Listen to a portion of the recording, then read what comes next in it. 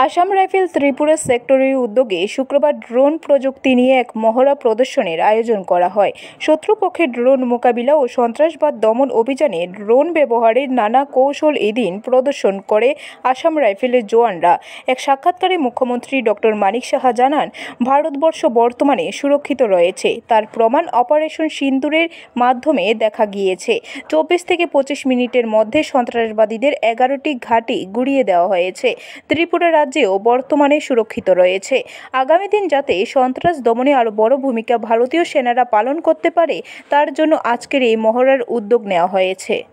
360 ডিগ্রিতে এটা ঘুরবে এবং ড্রোনের মধ্যেও আমরা দেখলাম বিভিন্ন ধরনের ড্রোন, যে ওর মধ্যেও কিন্তু এক তো যে কোনো ব্লাস্টিং যে ম্যাটেরিয়াল আছে সেইগুলো নিয়ে যেতে পারে, কোথাও ব্লাস্ট করতে হবে সেখানে ফেলে দেওয়ারও সুবিধা আছে। ফায়ারিং করারও AK-47 আমরা দেখলাম এখানে লাগানো আছে, তো সেইগুলোও কিন্তু ফায়ারিংও করতে পারে কোনো টেররিস্টদের যদি আক্রমণ করতে হয় বা অন্য দেশের যদি নিরাপত্তার ক্ষেত্রে অন্য দেশও। তো আমাদের জন্য, আমরা ত্রিপুরাবাসীর জন্য এটা খুব প্রয়োজন, কারণ আমরা অনেক সময় ভাবি যে আমাদের সেইভাবে আমরা তৈরি আছে কি না।